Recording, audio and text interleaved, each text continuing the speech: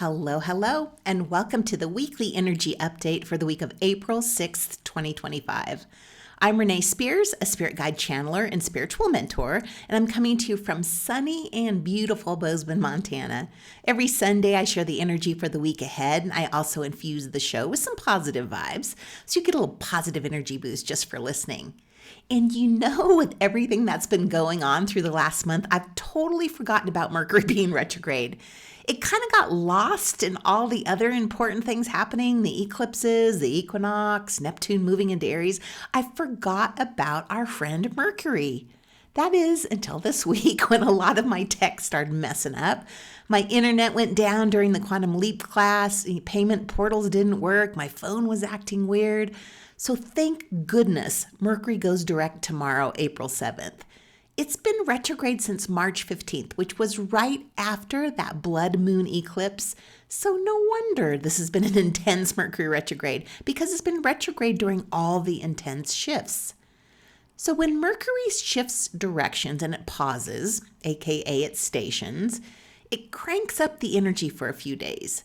And things might feel extra tense, confusing, or even frustrating. There might be a few last-minute glitches before things finally start smoothing out and the fog lifts and clarity returns. We've been in this WTF is happening energy, and it's caught us off guard. But this is the week we get our feet back under us. We get some forward momentum, and we're clearer about how we want to move forward. So we will be in the Mercury retro shade for a couple of weeks, where we still might have some tech shizzle or some delays or miscommunications. Think of it as a storm passing. There might still be wind and rain, but the worst is over. So we talked last week about April being a bridge month and a turning point. We're moving closer to the end of the eclipse portal and out of the retrograde energy, but we're still in that energy this week, leading up to Saturday night's full moon. This is the pink moon, which sounds super mystical and magical, right? And I wish it was actually pink, but it gets its name because this is when the pink creeping phlox starts to bloom, which is one of the first signs of spring. The pink moon carries the energy of renewal, rebirth, and blossoming. And since it's in Libra, it's all about relationships, harmony, and balance. Mars, the planet of action and energy, is also active under this full moon, which adds some fire to help push us ahead into a more aligned, more awakened direction. Basically, we're just waking the fuck up. So this moon is in Libra, like I said, and then just minutes after the full moon peaks, Libra's ruler, Venus, goes direct. Venus has been retrograde since the beginning of March. And we're now moving away from the retrograde season that happened in the first part of the year. Since December, all the planets closest to the sun, Mercury, Mars, and Venus, have been in retrograde. And our intention has been more in the past, and we've done a lot of clearing. And this clearing may have shown up as you being sick. We do a lot of clearing when we're sick. It could have been clearing out jobs or relationships. And now this slow, reflective clearing energy is on its way out.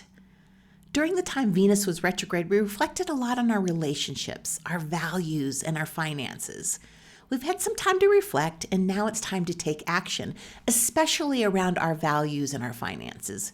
Clearly, that's what's up right now, our values. What's important to you? What are you going to stand up for? And our finances, that's really clear after this week too. It's time to get your finances in order. Prepare now. Last week, one of my clients asked their guides what they should stock up on with the tariffs going into effect. And the answer was food, non-perishable healthy food, like beans and rice and oatmeal and granola. We can make all this shifting energy work for us, to help us get our finances in order and finally ditch those 20 apps you're paying for but never use, and instead spend money on what's important to you. It's also a great time to clean up how we eat, bringing in healthier habits and getting back to eating in sync with nature. In Ayurveda, spring is kapha season. Kapha season is cool and wet and heavy. And to balance that energy, we want warm, light, dry, and spicy foods to wake up our systems. We're talking asparagus, strawberries, spices like turmeric and black pepper. It's a great time to eat some Thai food. And avoid heavy dairy, fried foods, ice cream, and cold raw foods. An easy way to keep your body in sync with the cycles of nature is just to eat whatever is in season. So this week, the energy is shifting, and next weekend is the turning point, with Venus going direct and the full moon in Libra. This moon is about balance. This is our reminder to come back to our center, to ground our energy and stay in balance. And balance is so important over the next 3 months. That's our theme. Balance, balance, balance. Balance your eating. Balance your checkbook, although I think I'm still the only one that does that. Balance where you're spending your time.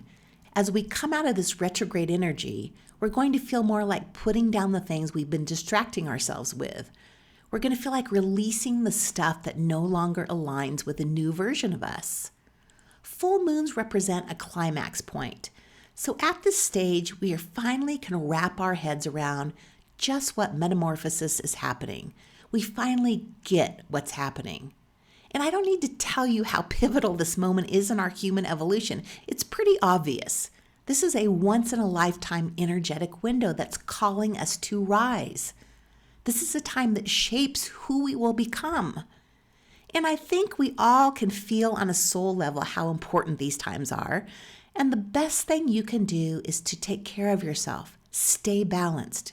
Take care of your body. Use this energy to make some long-lasting changes to eating healthier. Take care of your finances. This is not the time to be frivolous. Take care of your people. Stand up for what's important to you. This full moon is a turning point. It's a pivotal moment when we decide who we want to be and what matters to us. Now, this may sound a little overdramatic or exaggerated, but it's not. It's the truth. The energy right now is asking us to rise, to realign, and choose with intention.